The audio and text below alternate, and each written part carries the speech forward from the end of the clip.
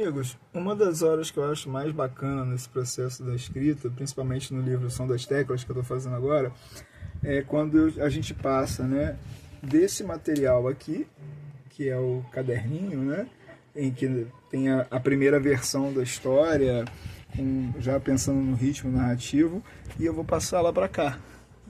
Hoje eu vou usar a minha Lettera 22, uma máquina da década, se não me engano, de 50, e eu vou aqui escrever, né, a primeira versão da história, depois da parte escrita, né, onde eu tive a ideia de começar a escrever.